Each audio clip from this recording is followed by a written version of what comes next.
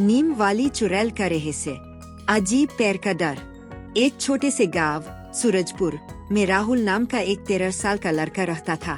वह बहुत ही जिज्ञासु और बहादुर था। गांव के बाहर एक पुराना नीम का पेड़ था जिसे सब लोग भौत वाला पेड़ कहते थे। गांव के लोग कहते थे कि उस पेड़ पर एक चुड़ैल रहती है जो रात को रोती है और हंसती भी है। कोई भी शाम के बाद उस रास्ते से नहीं जाता था। राहुल को ये बातें बिल्कुल पसंद नहीं थी। वह सोचता था ये सब सिर्फ डराने के लिए है, सच में कोई चुड़ैल नहीं होती। एक दिन उसने अपने दोस्तों से कहा, मैं आज रात उस पेड़ के पास जाऊंगा और सच पता करूंगा। दोस्त डर गए। पागल हो गया है क्या? वहाँ सच में चुड़ैल है। लेकिन राहुल ने ठान लिया। पहली रात का रहस्य। उस रात जब पूरा गांव सो गया, राहुल चुपचाप घर से निकला। हाथ में टॉर्च और दिल में थोड़ी घबराहट थी। जैसे ही वह नीम के पेड़ के पास पहुंचा, अचानक हवा तेज चलने लगी।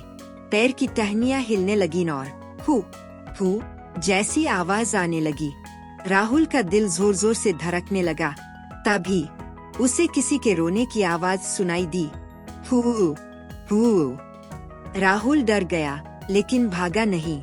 वह धीरे धीरे पेड़ के पास गया और बोला, कौन है वहाँ? अचानक एक सफेद साया पेड़ से नीचे उतरा। राहुल की आंखें फैल गईं। वह एक चुड़ैल थी, लेकिन उसकी आंखों में गुस्सा नहीं बल्कि दुख था। चुड़ैल की कहानी। चुड़ैल ने धीमी आवाज में कहा, तुम यहाँ क्यों आए हो? राहुल कांपते हुए बोला, मैं सच जानना चाहता था। चुड़ैल ने लंबी सांस ली और बोली, लोग मुझे डरावनी समझते हैं, लेकिन मैं किसी को नुकसान नहीं पहुंचाती। राहुल ने हिम्मत करके पूछा, तो आप रोती क्यों हैं? चुड़ैल की आंखों में आंसू आ गए। उसने बताया, बहुत साल पहले मैं भी इसी गांव में रहती थी। मेरा नाम राधा था। मैं सबकी मदद करती थी, लेकिन कुछ लोगों ने मुझे गलत समझ लिया और मुझ पर जादू टोना करने का आरोप लगा दिया। उन्होंने मुझे गांव से निकाल दिया और मैं इस पेड़ के पास अकेली रह गई। राहुल चुप हो गया। सच्चाई का पता। राहुल को अब समझ आ गया कि असली डर चुड़ैल नहीं बल्कि लोगों की गलत सोच है। उसने कहा, मैं गांव वालों को सच्चाई बताऊंगा। चुड़ैल ने मना किया, कोई विश्वास नहीं करेगा। लेकिन राहुल ने हार नहीं मानी। अगले दिन उसने अपने दोस्तों और फिर गांव के लोगों को सारी बात बताई। शुरू में सबने उसका मजाक उड़ाया, लेकिन राहुल ने कहा, अगर आपको भरोसा नहीं है तो आज रात मेरे साथ चलिए। सच्चाई सामने आई। उस रात कुछ बहादुर लोग राहुल के साथ पेड़ के पास गए। फिर वही आवाज आई, हू। चुड़ैल धीरे धीरे सामने आई। सब लोग डर गए, लेकिन राहुल आगे बढ़ा और बोला, डरिए मत, ये किसी को नुकसान नहीं पहुंचाती। चुड़ैल ने सबको अपनी कहानी सुनाई। गांव के बुजुर्ग को याद आया, हाँ, बहुत साल पहले एक लड़की को गलत समझा गया था। सबको अपनी गलती का एहसास हुआ, डर से दोस्ती तक। गांव वालों ने चुड़ैल से माफी मांगी। एक महिला बोली, हमने आपको गलत समझा, हमें माफ कर दीजिए। चुड़ैल की आंखों में खुशी के आंसू आ गए। धीरे धीरे लोग उससे डरना छोड़ने लगे। अब वह बच्चों की मदद करती, बीमार लोगों का ख्याल रखती। राहुल उसका सबसे अच्छा दोस्त बन गया। नया बदलाव। कुछ दिनों बाद गांव में अजीब बदलाव आने लगे। जहां पहले लोग डरते थे, अब वहां हंसी सुनाई देती थी। नीम का पेड़ अब डर वाला पेड़ नहीं बल्कि मदद वाला पेड़ बन गया। बच्चे वहां खेलते थे। राहुल ने एक दिन पूछा, अब आपको डर नहीं लगता? चुड़ैल मुस्कुराई, जब लोग समझ जाते हैं तो डर खुद खत्म हो जाता है। आखिरी रहस्य। एक दिन चुड़ैल ने राहुल से कहा, अब मेरा काम पूरा हो गया है। राहुल ने पूछा, कौन सा काम? लोगों को सच्चाई समझाना। अचानक एक चमकदार रोशनी हुई और चुड़ैल गायब हो गई। राहुल हैरान रह गया। रहस्यमयी वापसी। चुड़ैल राधा के गायब होने के बाद पूरे गांव में अजीब सी शांति थी। सब खुश थे, लेकिन राहुल के मन में एक खालीपन था। वह रोज नीम के पेड़ के पास जाता और सोचता, क्या राधा दीदी सच में चली गई? एक रात जब चांद पूरा था और ठंडी हवा चल रही थी, राहुल फिर पेड़ के पास गया। अचानक पेड़ के पीछे से हल्की सी चमक दिखाई दी। राहुल चौंक गया। ये क्या है? वह धीरे धीरे आगे बढ़ा और तभी उसे वही जानी पहचानी आवाज सुनाई दी। राहुल। राहुल की आंखें चमक उठीं। राधा दीदी। एक नया खतरा। राधा फिर से सामने आई, लेकिन इस बार वह थोड़ी चिंतित लग रही थी। राहुल ने पूछा, आप वापस क्यों आई? राधा बोली, मैं गई नहीं थी, मैं बस इस दुनिया और दूसरी दुनिया के बीच फंस गई हूँ और एक बड़ा खतरा आने वाला है। राहुल डर गया। कैसा खतरा? राधा ने गंभीर होकर कहा, एक दुष्ट आत्मा जिसका नाम है कालकाया।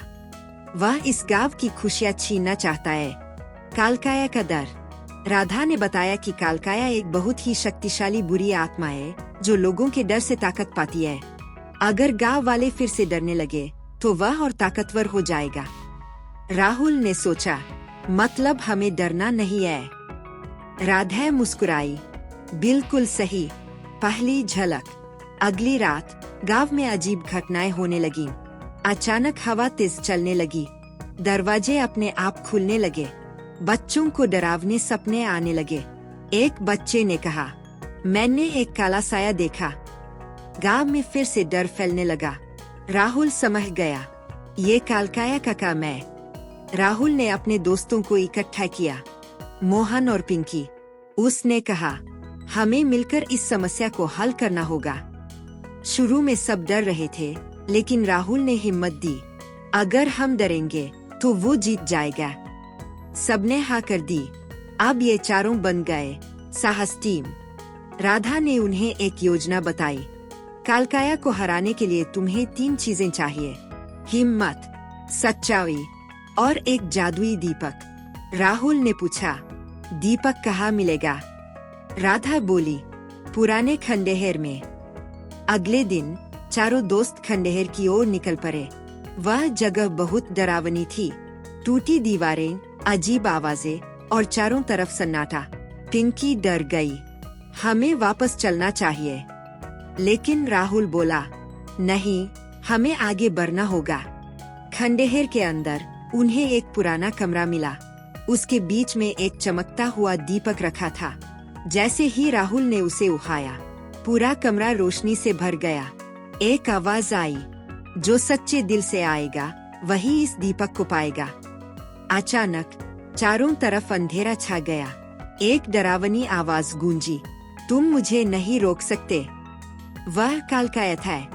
सब डर गए, लेकिन राहुल ने दीपक को कसकर पकड़ा। राधा की आवाज गूंजी, डर मत राहुल।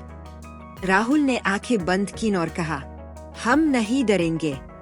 जैसे ही उसने ये कहा, दीपक और तेज चमकने लगा। उस रोशनी से कालकाया पीछे हटने लगा। कालकाया चिल्लाया, मैं वापस आऊंगा। लेकिन राहुल और उसके दोस्तों ने एक साथ कहा, हम सच्चाई और हिम्मत के साथ हमेशा जीतेंगे। दीपक की रोशनी और तेज हो गई और कालकाया धीरे धीरे गायब हो गया। गांव में फिर से शांति आ गई। सब खुश थे। गांव वालों ने बच्चों की बहादुरी की तारीफ की। राधा फिर से सामने आई। इस बार वह खुश थी। उसने कहा, अब मेरा काम सच में पूरा हो गया है।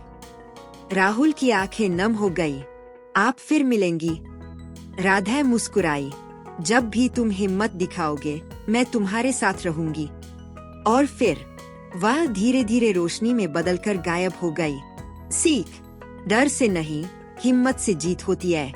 दोस्त मिलकर हर मुश्किल को आसान बना सकते हैं। सच्चाई और अच्छाई हमेशा जीतती है।